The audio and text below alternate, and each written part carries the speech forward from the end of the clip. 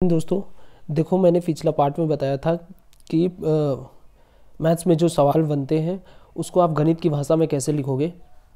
तो उसी को मैं हम आगे बढ़ाते हुए दोस्तों आज जो समीकरण वाले जो बनते हैं सवाल, कैसे समीकरण बनाया जाता है, प्रश्न की भाषा को समझते हुए कैसे समीकरण को बढ़ाते हुए हम लोग आगे काम में लेंगे, तो हम लोग उसके बारे में आज समझेंगे। ठीक है, मतलब इस वाले वीडियो में हम लोग उसी के बारे में समझेंगे। अच्छा, जो लोग भी अभी चैनल से नए हो वो लोग चैनल को लाइक और सब्सक्राइब जरूर कर लेना, ठीक है ना। और मैंने टेलीग्राम का लिंक भी डाल रखा है, तो बहुत सारी चीज़ें मैं टेलीग्राम पे डालता हूँ, तो आप टेलीग्राम चैनल को भी आप ज्वाइन कर लेना, ठीक है। चलिए स्टार्ट करते हैं। देखो क्या कहा है पहला सवाल। पहला सवाल कहा है दोस्तों, यदि किसी धनराशि, एक सेकेंड, यदि किसी धनराशि, देखो यदि किसी धनराशि, एक सेकेंड दोस्तों थोड़ा सा, यदि किसी धनराशि को 3 हिस्से में इस प्रकार बांटा जाए कि पहले हिस्से का 4 गुना, दूसरे हिस्से का 5 गुना तथा तीसरे हिस्से का 7 गुना के बराबर हो। ठीक है, बाकी आगे सवाल जो कुछ भी कहेगा, लेकिन ऐसा मिलेगा आपको सवाल, तो आपको कैसे फॉर्मेट बनाना है, आपको समीकरण कैसे बनाना है दोस्तों, उस पर हम बात करने वाले हैं। देखें, ठीक है, क्या कहा है, देखो यदि किसी धनराशि को 3 हिस्सों में बांटा गया, 3 हिस्से बांट दिया मैंने, जैसे ए बी सी, 3 हिस्सों में बांट दिया। इस प्रकार बांटा जाए कि पहले हिस्से का 4 गुना, पहले हिस्से का 4 गुना मतलब 4a, ठीक है। दूसरे हिस्से का 5 गुना, दूसरे हिस्से का 5 गुना मतलब 5b, ठीक है। दूसरे हिस्से का 5 गुना तथा तीसरे हिस्से के 7 गुना, तीसरे हिस्से का 7 गुना मतलब 7c के बराबर है, तो बराबर ये। अब जब ये बराबर होंगे तब प्रश्न की भाषा जब आगे और होगी तो उसके हिसाब से हम लोग आगे बढ़ेंगे। बाकी आप ये बनाना, समीकरण बनाना आपने सीखा कि कैसे बनाया जाता है। पहले हिस्से का 7 गुना, पहले हिस्से का 4 गुना मतलब 4, हम लोग ए बी सी 3 जन की बात कर रहे हैं ना, यहाँ पे 3 जन है, तो 3 जन की बात करें, ए बी सी लिख लेंगे। पहले हिस्से का 4 गुना मतलब 4 गुना, दूसरे हिस्से का 5 गुना मतलब 5 गुना, और तीसरे हिस्से का 7 गुना मतलब 7c। बाकी आगे सवाल की जो भाषा होगी उसके हिसाब से ये सवाल बढ़ेगा, ठीक है। लेकिन आपको ये पहले समीकरण बनाना जब तक नहीं आएगा, अब प्रश्न में आगे बढ़ोगे ही नहीं, ठीक है। नहीं तो अब फिर वीडियो देखते रहना, यूट्यूब में सर्च मारते रहना, ठीक है ना, ऐसे ही होगा, आप कुछ नहीं कर पाओगे उसमें। लेकिन मैंने बता दिया गणित की भाषा में कैसे लिखा जाता है। जब तक आप इन चीज़ों को लिखना नहीं सीखोगे तब तक आप आगे नहीं बढ़ पाओगे मैथ्स में, ठीक है। चलो आगे बात करते हैं। दूसरा क्या है, दूसरा है देखो दोस्तों, कुछ लोगों को 3 पार्टियों में इस प्रकार विभाजित करें कि पहली पार्टी के 1/2, दूसरी पार्टी के 1/3 और तीसरी पार्टी के 1/6 भाग लोगों की संख्या बराबर हो।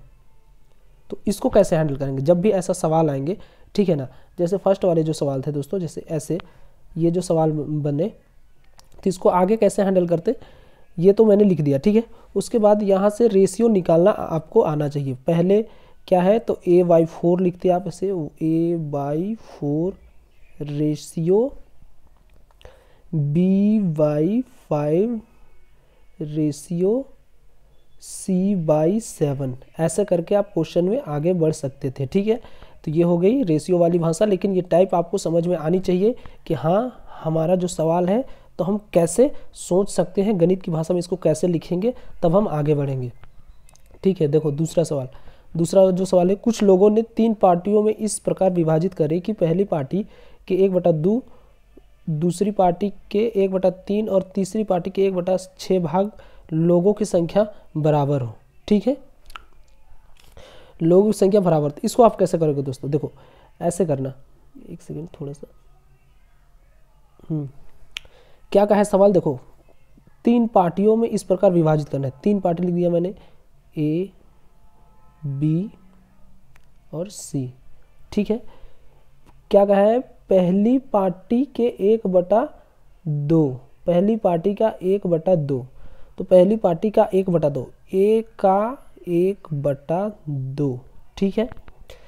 दूसरी पार्टी का 1/3, दूसरी जो पार्टी है, दूसरी पार्टी कौन सी है, बी का मतलब गुना 1/3, ठीक है। तीसरी पार्टी का 1/6 भाग, तीसरी पार्टी जो है सी है उसका 1/6 भाग, ठीक है, आपस में बराबर हो तो आप इसे बराबर कर दो, तब तो ये संख्या होगी। ऐसे बनेंगे सवाल, ठीक है ना। बाकी आप इसे ऐसे लिख देना फिर बाद में, a/2 बराबर b/3 बराबर c/6, ठीक है, ऐसे लिखा जाएगा। बाकी आप प्रश्न की जो भाषा होगी उसके अकॉर्डिंग आप आगे बढ़ोगे, ठीक है। ये हो गई दूसरी टाइप। तीसरी टाइप देखो, तीसरी टाइप जो है दोस्तों वो ऐसे है। तीसरी टाइप क्या है, दो संख्याएं एक तीसरी संख्या से 8% और 28% अधिक है, उन संख्याओं का अनुपात कितना होगा। ये परसेंटेज में आते हैं दोस्तों, तो परसेंटेज में कैसे आप समीकरण बनाना सीखोगे। तो ये देखो, दो संख्याएं एक तीसरी संख्या से, मतलब समझ लो तीन संख्याएं हैं, जैसे संख्याएं हमने मान ली A B C, 3 जन है, तो तीसरी संख्या से 8% और 28% अधिक है। देखो तीसरी जो संख्या कौन है C, तीसरी संख्या को हम मानेंगे 100, ठीक है। उन दोनों तीसरी संख्या से 8%, तो 8% पहला वाला में लिखाएगा 108, ठीक है, दूसरा वाला में 28, 128। ये हो गया दोस्तों सवाल। बाकी आप इसको आप सरल कर लेना, ठीक है ना। लेकिन जब भी ऐसा सवाल आएगा दोस्तों, हम लोग तीसरा से स्टार्ट करेंगे, मतलब सी से सवाल को स्टार्ट करेंगे, ठीक है। तीसरी संख्या से क्रमशः, तीसरी संख्या 100 मानेंगे, उससे 108, जो पहले लिखा जाएगा वो ए में लिखाएगा, जो दूसरा लिखा जाएगा वो बी में लिखा जाएगा, ठीक है। यहाँ पे भी आदमी को कन्फ्यूज़न होता है, तो आप ये कन्फ्यूज़न दूर कर लेना, ठीक है, बता दिया मैंने। तो आप ऐसे करना, बाकी सरल करके सवाल जो भी बोलेगा उस पर आप आगे बढ़ोगे। अगली जो टाइप है वो देखो, अगली जो टाइप है देखो, हाँ, ए बी से 20% ज़्यादा है। क्या है दोस्तों, ए बी से 20% ज़्यादा है, ए बी से 20% ज़्यादा है, बी सी से 10% कम है। देखो मतलब 3 जन है इसमें भी, तो ए बी सी, ठीक है। सवाल हम किससे प्रारंभ करेंगे दोस्तों, सी से, ठीक है, क्योंकि सवाल सी के बारे में कुछ नहीं बोला है, हम सी से प्रारंभ करेंगे। जिसे सवाल इसमें सी के बारे में कुछ नहीं बोला है, सी से प्रारंभ करेंगे और सी का मान हम और सी को हम 100 मानेंगे, ठीक है। तो इसको हम लोगों ने 100 माना, हम लोगों ने 100 माना। अब क्या कहा है, ए बी से 20% ज़्यादा है, ए बी से 20% ज़्यादा है, बी सी से 10% कम है, बी सी से 10% कम है। इसका 10%, 100 का 10% कितना होगा, 90, तो यहाँ पे आ जाएगा 90, ठीक है।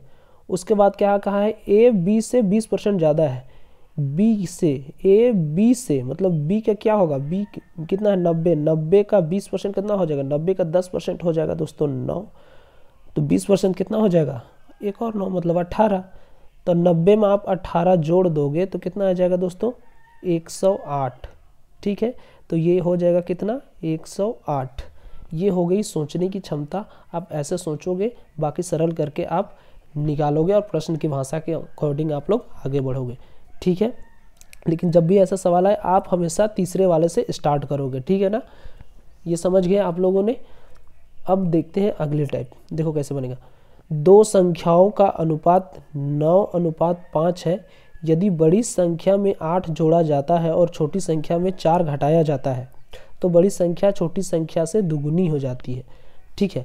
जब भी राशियां अनुपात में हो हम p के रूप में मानेंगे या फिर x के रूप में मानेंगे, जो भी आपको मानने का मन है। जब भी राशियां अनुपात में दिया हुआ दोस्तों, तो इसे हम या तो 9x या तो 9p या तो 9 में, वो आपकी मर्जी है, लेकिन कोई एक मानेंगे, ठीक है ना। x y z ABCD जो भी मानना है आपको, लेकिन एक मान के चलोगे। हमने माना क्या, हमने माना है दोस्तों p के रूप में हम माना है, चलो ठीक है, ठीक है ना, p के रूप में मानते हैं। जैसे दो संख्याएं हैं a और b, ठीक है, a और b दो संख्याएं हैं, क्या क्या है, तो 9 और 5, ठीक है। तो इससे हम लोग क्या लिखेंगे, 9p रेशियो 5p, ठीक है, ऐसा मानेंगे। अब क्या कहा है, और छोटी संख्या में 4 घटाया जाए, छोटी संख्या में दोस्तों 4 घटाया जाए। क्या कहा है दोस्तों, से एक बार सवाल फिर से पढ़ लें। यदि बड़ी संख्या में 8 जोड़ा जाता है और छोटी संख्या में 4 घटाया जाता है तो बड़ी संख्या छोटी संख्या की दुगुनी हो जाती है, बड़ी संख्या छोटी संख्या की दुगुनी हो जाती है। मतलब बड़ी जो संख्या है, बड़ी और छोटी जो संख्या है वो दुगुनी हो जाती है, मतलब 2:1 हो जाती है। ठीक है, तो इसको लिखोगे कैसे? देखो ये तो मैंने p के रूप में माना सिखाया, लेकिन आप इसको लिखोगे कैसे? देखो ऐसे लिखना आप, देखो कैसे लिखना, हमने 9p माना, 9p अनुपात है तो बट्टा में हम लोग लिख लिया 5p, ठीक है ना। अब क्या क्या है, यदि बड़ी संख्या में 8 जोड़ा जाता है, बड़ी संख्या कौन सी है 9, तो इसमें आप 8 जोड़ दो, ठीक है। और छोटी संख्या में 4 घटाया जाता है, मतलब छोटी जो संख्या है 5, इसमें आप घटा दो कितना, तो 4, ठीक है। और ऐसा जब करोगे तो बड़ी संख्या छोटी संख्या की दुगुनी हो जाती है। ऐसा करने से जो होता है वो बड़ी संख्या छोटी संख्या की दुगुनी हो जाती है, 2:1 हो जाती है, मतलब यहाँ पे 2:1 हो जाती है, ठीक है। आप इसे अगर सरल कर दोगे तो क्या आ जाएगा दोस्तों, देखो 9p + 8 = 10p - 8, ठीक है। आगे और सरल होगा ये, तो देखो आप कर लेना, 9p से ये चले जाएंगे तो कितना आ जाएगा p, 9p से 10p जाएंगे तो माइनस हो जाएगा ना दोस्तों, तो p बराबर, और 8 इधर वाला है, ये इस 8 के साथ में ये 8 आएगा तो कितना आ जाएगा 16 आ जाएगा, ठीक है। तो बड़ी संख्या हमने क्या माना है, बड़ी संख्या हमने माना है दोस्तों 9, तो अब p का वैल्यू 9 आ गया। आगे सवाल जो भी होगा उसके अकॉर्डिंग आप बढ़ना, p के अकॉर्डिंग आपने 9 p को आपने 16 माना है, तो अब संख्या आगे सवाल जो भी बोलता है उसके अकॉर्डिंग काम करते, लेकिन जहाँ देखो बड़ी संख्या क्या हो जाएगी 16 9 16 × 9, ठीक है ना, 16 × 9 माना है ना इसे हमने, p को 9 कितना हो जाएगा 144, और छोटी संख्या जो हो जाएगी, बड़ी संख्या होगी 144 और छोटी संख्या क्या हो जाएगी दोस्तों, तो 5p है छोटी संख्या, तो 5 × 9 कितना हो जाता, 5 × p का मान कितना है 16, 5 × 16, एक सेकेंड यहाँ पे थोड़ा सा मिस्टेक कर रहा हूँ। देखो छोटी संख्या क्या है दोस्तों, तो 5 है, 5p है, तो p की जगह पे हम लोग क्या माने हैं 16, ठीक है। तो p की जगह पे हम 16 लिख दे सकते हैं, p की जगह में 5 × 16, ठीक है, 16 × 5 = 80, ठीक है, 16 × 5 = 80 हो गया ना। तो देखो अब ये हो गया प्रश्न का टाइप, लेकिन आप अगर चेक करना चाहो तो कैसे चेक कर सकते हो, देखो बड़ी संख्या क्या है 144, बड़ी संख्या जो है दोस्तों, रुको एक सेकंड, यहाँ पे हम थोड़ा सा, इतना आपने समझ लिया तो हम इधर वाले को काट देते हैं। ये जो तो आ गई बड़ी संख्या, ये बड़ी है, बड़ी संख्या आ गई 144, और ये छोटी संख्या है, ठीक है। अब क्या करना है दोस्तों, देखो छोटी जो संख्या है, बड़ी संख्या क्या है 144, बड़ी जो संख्या है क्या है 144, और छोटी जो संख्या है, छोटी जो संख्या है दोस्तों वो कितनी है 80। अब क्या क्या है सवाल में, इसे आप चेक कर रहे हो, सवाल ने क्या कहा है, सवाल ने कहा है बड़ी संख्या में 8 जोड़ने पर, इसमें 8 अगर आप जोड़ देते हो तो कितना आ जाता है 152, ठीक है। और छोटी संख्या में आप 4 घटा देते हो, अगर इसमें से आप 4 माइनस कर देते हो तो कितना आ जाता है 76, ठीक है। अब इन दोनों का रेशियो निकालो, 152 रेशियो 76, आप इसे काटोगे तो ये कितना बार में कट जाएगा, 76 का 76, 76 दूना 152, तो 2:1, मतलब यही तो सवाल बोल रहा था, देखो दुगुनी, छोटी संख्या की दुगुनी हो जाएगी, ठीक है, यही तो सवाल बोल रहा था ना, मतलब प्रूव हो गया, ठीक है। तो ऐसे आप समीकरण बनाओगे। आगे जो भी प्रश्न की भाषा, यहाँ तक तो आपको समझना था, लेकिन इधर तो मैंने कैलकुलेशन कर दिया, लेकिन आप समझ गए कि कैसे काम करना है, ऐसे सवालों को कैसे हैंडल करके आगे आपको बढ़ना है, ठीक है।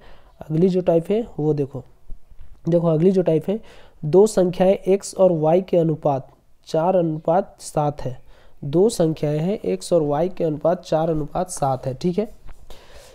यदि x में 6 जोड़ा जाए और y में 7 घटाया जाए तो उनका अनुपात 3:4 हो जाता है। देखो दो संख्याएं हैं, कौन सी है x और y, ठीक है। तो इसको हम लोग क्या लिखेंगे दोस्तों, x और y है तो x और y, ठीक है, एक्स और वाई, ठीक, एक्स और वाई के अनुपात में 4:7 में है, 4:7 में। एक सेकेंड थोड़ा सा देखो, दो संख्याएं दोस्तों एक्स और वाई है, ये कितने किसके अनुपात में है, 4:5, 4:7 में है, तो 4:7 में। थोड़ा सा शॉर्ट ही कर देता हूँ मैं, क्यों उतना करते जाऊँ, ठीक है।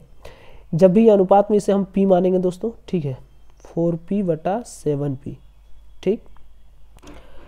यदि x में, इसे माना आपने x, इसे माना है y, यदि x में आपने 6 जोड़ा तो इसमें आपने 6 जोड़ दिया, और y ने आपने 7 घटा दिया तो -7 घटा दिया, और ऐसा करने से आपका आ गया कितना, 3:4, मतलब 3/4। तो आप ये समीकरण बना लिए गणित की भाषा में, ठीक है। और बाकी सवाल आगे जो बोलता आप इसे हल कर लेते, उसके बाद में आप आगे बढ़ोगे, ठीक। अगला जो टाइप है वो देखो, दो संख्याओं का अनुपात 2:5 है। दो संख्याएं हैं, इसे संख्याएं जो भी रेशियो में उसे हम लोग p मानेंगे, तो 2p/5p, ठीक है। प्रत्येक में 7 घटा दिया जाए, दोनों में कहाँ घटाने, तो -7 और जब ऐसा आप कर देते हो तो नई संख्या को जो आती है वो कितना हो जाता है, 13:43। ये हो गया आपका समीकरण। अब बाकी आगे सवाल जो बनेंगे उस पर आप आगे बढ़ना, लेकिन ये समीकरण बनाना आपको आना चाहिए, हर हाल में आना चाहिए, ठीक है। सब चैप्टर में समीकरण बनते हैं, लेकिन आप वही है कि आप बनाना सीखते नहीं हो, सीखा ही नहीं है, इसीलिए आप सवाल को आप पढ़ना सीखते, सवाल को आप अच्छे ढंग से पढ़ नहीं पाते हो, ठीक है। चलो आगे बात करते हैं। देखो क्या है, 5 केले तथा 4 सेब का मूल्य 3 केले तथा 7 सेब के मूल्य के बराबर है। 1 केले तथा 1 सेब के मूल्य का अनुपात क्या होगा। देखो क्या है दोस्तों, 5 केले, केले को मैं के लिखूंगा, केला को, और सेब को मैं एस से डिनोट करूंगा, ठीक है, आप समझ जाना। एक सेकंड, देखो 5 केले प्लस 3 सेब, ठीक है, 5 सेब है ना दोस्तों, 5 केले तथा 4 सेब का मूल्य 3 केले तथा 7 सेब के मूल्य के बराबर है, दोस्तों, ठीक है। तो ये हो गया समीकरण। तो बोला है हमें 1 केले तथा 1 सेब का मूल्य लाना है। तो 1 केले मतलब देखो 5 केले और 3 केले कितने हो जाएंगे, 2 केले, 5 ये है, इधर आके 3 माइनस हो जाएगा ना, तो कितने हो जाएंगे, 2 केले बराबर, और ये 3 सेब है, और इधर कितने हैं, 7 सेब, ठीक है ना। देखो नहीं, इधर 4 है ना दोस्तों, सॉरी यहाँ पे मैंने गलत लिख दिया, मानवीय भूल हो जाती है, आप थोड़ा सा समझ सकते हो। यहाँ पे 4 सेब है दोस्तों, इसको आप ठीक कर लोगे, यहाँ पे 4 सेब है, ठीक है। 2 केले, अब ये सेब को एक साइड में कर दो, कितना हो जाएगा दोस्तों, देखो 7 सेब में से 4 सेब घट जाएंगे तो कितने बचेंगे, 3 सेब, मतलब 2 केले का मूल्य 3 सेब के बराबर है, ठीक है। 2 केले का मूल्य 3 सेब के बराबर है, तो केले और सेब का मूल्य क्या हो जाएगा दोस्तों, केले और सेब का जो रेशियो बन जाएगा वो कितना हो जाएगा, 3:2। जब भी ये गुना में होते हैं आपस में एक दूसरे के विपरीत होते हैं, ठीक है। तो ऐसे समीकरण बन जाएंगे 3:2। बाकी सवाल आगे जो बोलता आप इस पे आगे बढ़ के काम करना, ठीक है। चलो अगली जो टाइप है वो बता रहे हैं। ये देखो पहला क्या है, एक विद्यालय में 468 विद्यार्थी हैं, 468 विद्यार्थी हैं, जिनमें लड़कों और लड़कियों की संख्या का अनुपात 5:4 है। लड़कों और लड़कियों की संख्या का अनुपात 1:1 करने के लिए और कितनी लड़कियां विद्यालय में सम्मिलित होनी पड़ेंगी, सम्मिलित होनी चाहिए, ठीक है। तो इसको आप कैसे समीकरण बनाओगे, देखो जैसे मैंने इधर लिख दिया बॉयज़ है, इधर है गर्ल, ठीक है, बॉयज़ गर्ल। बॉयज़ क्या है दोस्तों, देखो बॉयज़ क्या है, देखो टोटल कितने, जैसे देखो क्या है 5:4 है, तो 5 बॉय, 5p माना मैंने, और नीचे में क्या है 4p, ठीक है, गर्ल्स 4p माना हमने, ठीक है।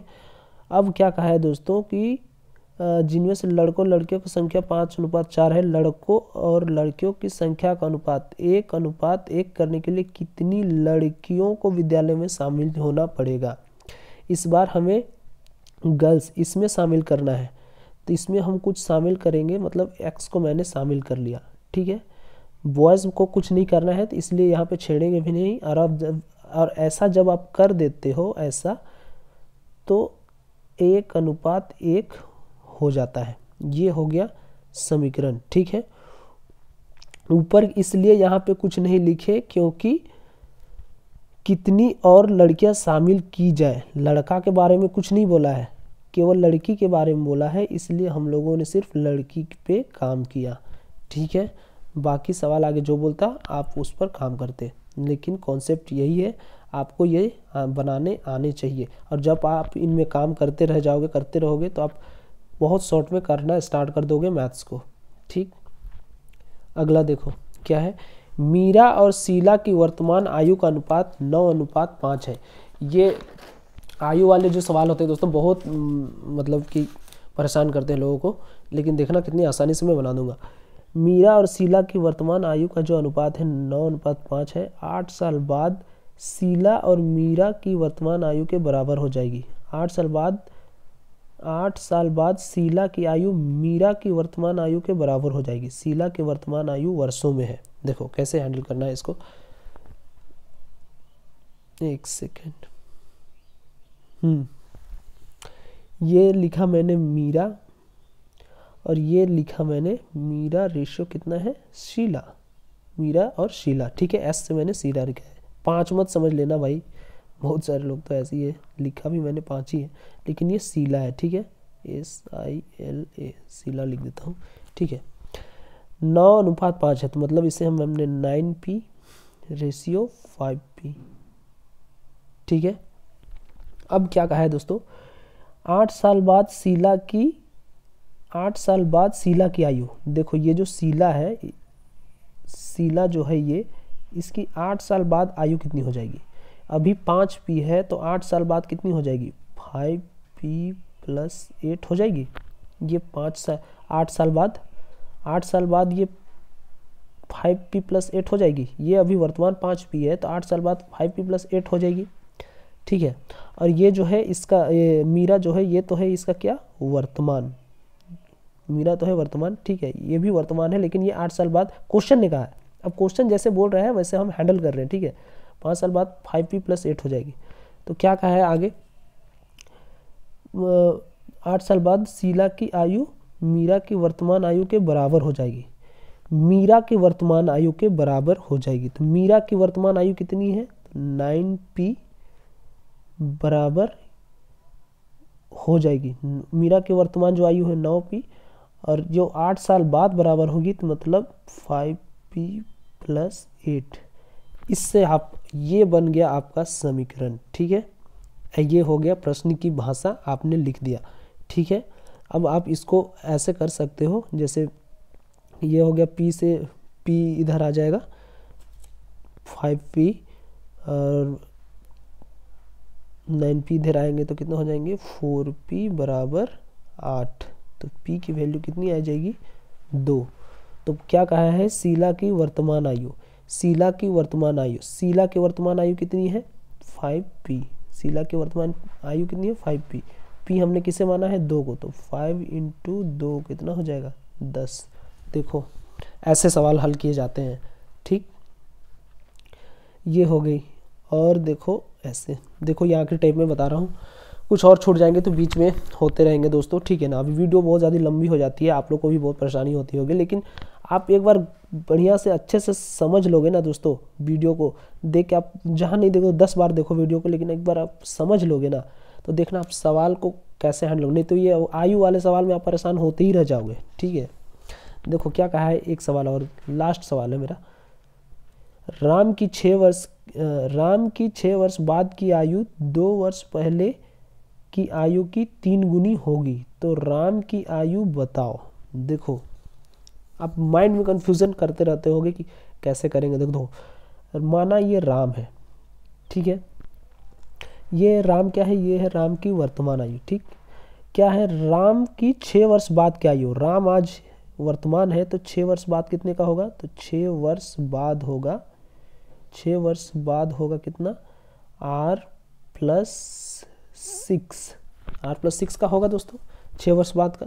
ठीक है, उसके बाद कहा है 6 वर्ष बाद की आयु 2 वर्ष पहले, राम का 2 वर्ष पहले, देखो राम 2 वर्ष पहले कितना का होगा, r-2, ये 2 वर्ष पहले का हुआ, ये 2 वर्ष पहले, ये 2 वर्ष बाद, ये 2 वर्ष पहले, ये 2 वर्ष बाद। ठीक है, 2 वर्ष पहले की आयु की 3 गुनी हो जाएगी तो राम की आयु ज्ञात करें। देखो 2 वर्ष जो पहले होगी वो कौन, 2 वर्ष पहले की 3 गुनी होगी, मतलब इसकी 3 गुनी होगी, तो इसको आप ऐसे लिख सकते हो 3r-2, यही तो 3 गुनी होगी, सवाल तो यही तो बोल रहा है, यही तो बोल रहा है दोस्तों, समझो सवाल को ऐसे। और तो बोला है राम की आयु बताओ, आयु की 3 गुनी होगी मतलब r+6, सवाल ये, बस इतना सा आपको काम करना है दोस्तों। ठीक है, इतना सा आपको बस लिखने आना चाहिए, आप अगर ये लिख दिए ना तो तुरंत सेकंड्स में आप सवाल हल कर दोगे। ठीक है, बाकी यहाँ सिर्फ कैलकुलेशन है, यहाँ पे आ जाएगा सिर्फ 3r-6 बराबर r-6। ठीक है, तो ये क्या हो जाएगा दोस्तों, 3r-6, तो इधर 6 और ये 6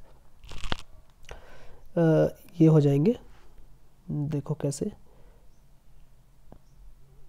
3 से ये कट जाएंगे, देखो 6 और 6 तो इधर चल जाएंगे ना दोस्तों, यहाँ से, एक सेकंड थोड़ा सा कंफ्यूजन हो रहा है, लिख देता हूँ,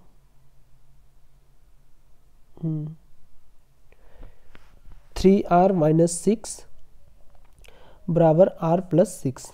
ठीक है, तो अब इसको कैसे करोगे, 6r यहाँ पे हो जाएगा दोस्तों कितना, अब यहाँ से अगर डायरेक्ट करना चाहो तो आप डायरेक्ट भी कर सकते हो, 3r-6 बराबर r+6 कितना हो जाएगा दोस्तों, देखो 3r और ये r कितना आ जाएगा, 2r बराबर, ये माइनस का 6 इधर जाके कितना हो जाएगा, प्लस का तो हो जाएगा 12, तो 2 छक्का 12, r की आयु वर्तमान क्या आ गई, वर्तमान आ गई 6। ठीक है, r यही तो है, r कितनी आ गई, 6। देखो ऐसे हल किया जाता है दोस्तों, सवाल को समीकरण बना के देखो, तुरंत का तुरंत आप काम कर लोगे। ठीक है, चलो अभी के लिए इतना ही। अगर वीडियो पसंद आई होगी दोस्तों तो दोस्तों के साथ में शेयर और लाइक जरूर करना। ठीक है, मिलते हैं नेक्स्ट वीडियो में, तब तक के लिए जय हिंद, जय भारत।